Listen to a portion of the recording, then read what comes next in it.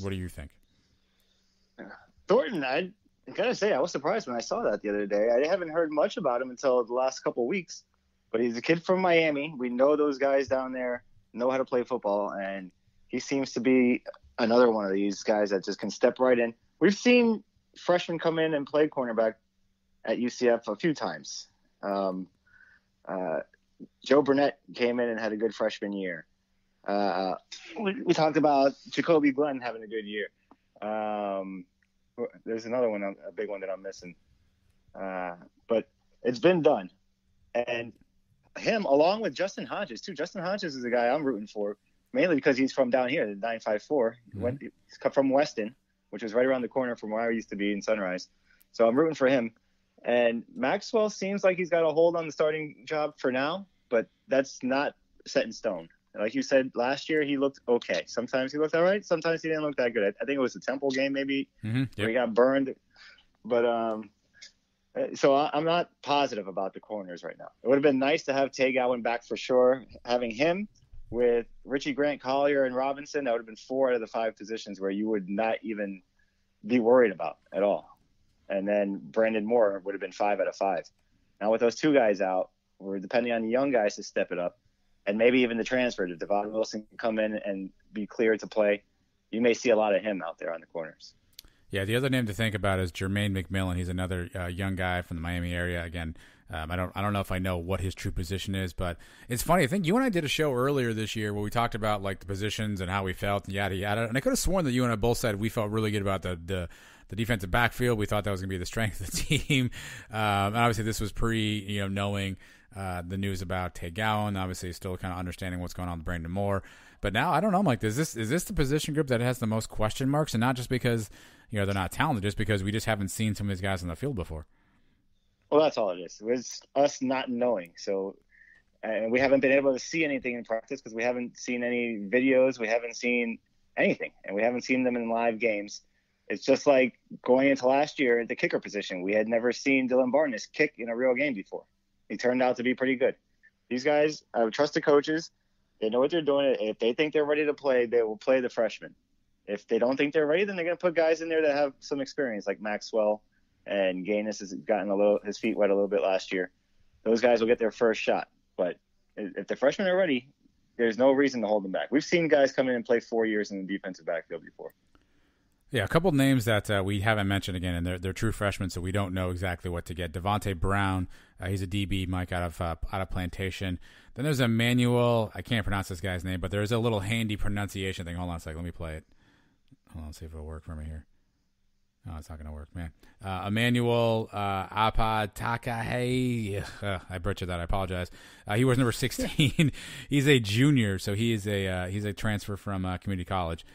So he's looks like a big guy, 6'1", 170. Again, haven't heard his name, so we don't know where he stands on the depth chart or where he's at as well. But it wouldn't be surprising if you see some of these freshman guys get rotated in, just particularly as Randy looks for some depth, or if you see some guys playing out of positions that we just haven't seen before. But I guess Brandon Moore is the other wild card. We'll see kind of where he falls at the end of this, and hopefully he has an opportunity to come back on the field. And I guess we'll go from there.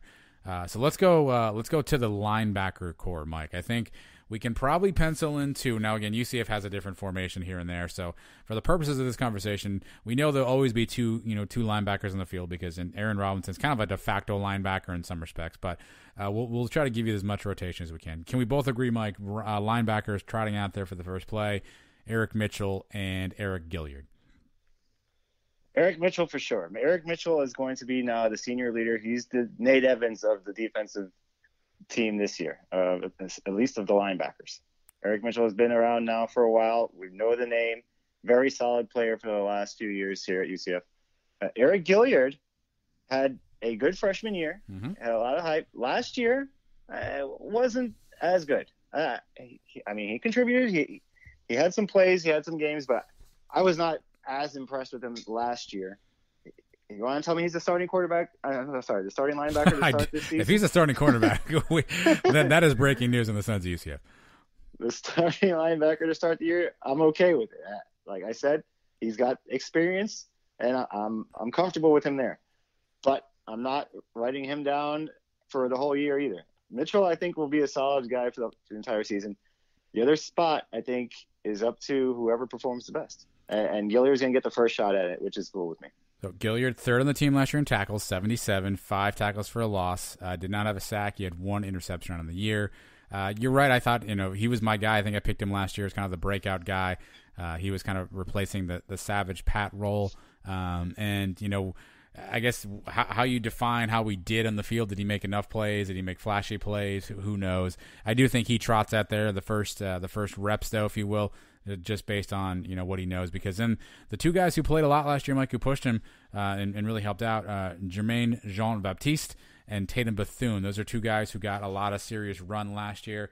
None of them had really neither of them rather had eye-popping stats. Bethune had 20 tackles and half a tackle for a loss. Baptiste had 12 tackles, 2 tackles for a loss. Neither one of them had eye-popping numbers, but again, they were both freshmen last year. So those are 2 guys you'd expect to get better. And then, speaking of freshmen, again, you don't hear their names a lot in these press conferences, but you've heard, I think you've heard Heupel and Randy Shannon both drop the name of Quade Mosier, who is a true freshman linebacker out of Arkansas. And so he's somebody that sounds like Randy essentially was saying he's got talent, but they're just trying to teach him one thing to do one thing really well. Where the rest of the guys, Gilliard, Mitchell, Baptiste, and Bethune, sounds like they're giving him kind of some rotations and giving them some opportunity, Mike. So it sounds like at least those will be 4, if not or 5 of the linebackers, and no matter what the rotation looks like, that we're going to see this year. Bethune and Jean-Baptiste last year were the freshmen that Heupel was talking about during camp that could come in and play. And they did get some playing time. Solid, but like you said, nothing eye-popping, no big plays where you say, oh my God, these guys are going to be superstars. But the second year, things may slow down for them and they can have a big year. Sometimes you take a step back in the second year, like we talked about with Gilliard and a couple other guys. Sometimes that second year is where things really click and you just take off. So, and then you mentioned Quade Mosier. Quade Mosier this year is the freshman that everybody's talking about. Sometimes we don't know what the coach's intentions are when they talk about these guys. Are they just trying to pump up the other guys and get under Gilliard's skin and say, hey, we got these freshmen coming in here to take your job? Or are these guys actually ready to go in and step in right away? We're going to find out. But it seems like the depth at linebacker is pretty solid. 4 or 5 guys there for really 2 spots that are on the field at all time. I'm comfortable with that group. I think we can see good things out of the linebackers this year. A couple other names just to throw out there. Keenan Coopett, he is a 6'2", 225 true freshman from Forest, Virginia. He's a name to look out for, Mike. We have another guy, Andres Garcia, 6'2", 210 out of St. Thomas Aquinas. And obviously, if you Andy Garcia? Andy Garcia. If you know St. Thomas Aquinas, they play pretty good football down there. So he's another name to look out for. And there's a couple other big kids on here. We have a 6'3", 210 redshirt freshman from Plantation, Derek Burns. So who knows? Again, this is kind of the unfortunate part about not getting a whole lot of insight from practices and whatnot. Obviously, UCF has been very tight-lipped on that. But I think the 5 names we feel comfortable telling you about so far that we think will contribute: Gilliard, Mitchell, Baptiste, Bethune, and then Quade Mosier. Let's go down to the D line, Mike. Again, this is an area where we've had some losses. Obviously, Chalia and Davis are both gone. Last year we had some graduations. Brendan Hayes is gone. So this is a remade, or I guess not a remade, but a reconfigured defensive line group. Which last year, Mike, they went pretty deep. So this was a group that played pretty deep. A lot of guys were coming in and out of the rotation like a hockey line. So it's tough to pin down who is going to be the true starters. So here's the 4 names that I have down. Some of this stuff you've heard some whispers here and there that this is the first 4, but you never really know what you got. One end, you got Randy Charlton. Inside, and Anthony Montalvo, Kenny Tunier. On the other end, Stefan Zayas. So those are the 4 that I penciled in here, Mike. Again, I have no clue if this is legit, but these are kind of some of the things you're hearing right now. So that's my prediction on the first 4 for the D-line. A little surprise for me. I see Trayvon Morris-Brash being the guy on the end, and being the guy that gets the pressure on the quarterback. We saw what he can do in the bowl game last year with the interception return for a touchdown. He's going to be a guy I think will be a starter by the time the year ends. You want to say he's second in line right now? Maybe. I don't have enough info to give you on that one, but I see that guy being the impact player that we're going to be looking for. Yeah, just to orient that. So Draymond had 25 tackles, 9 tackles for a loss. He had 3 sacks. He obviously had the awesome fumble recovery of what he forced and scored in the Gasparilla Bowl as well. Stephon Zayas on the outside, he only had 18 tackles, 1 for a loss and 1 sack. So he, obviously from a number standpoint, was a little bit behind there too, Mike. Montalvo seems to be a beast. He always seems to be around the ball in there. Same thing with Kenny Tunier. I mean, that guy made a lot of plays. He had 13.5 tackles for a loss last year. He had 3.5 sacks last year as well. We're losing our biggest sack production from the team. Obviously, Brendan Hayes, 7.5 sacks last year. He's gone. So we're going to need someone to step up and take that opportunity.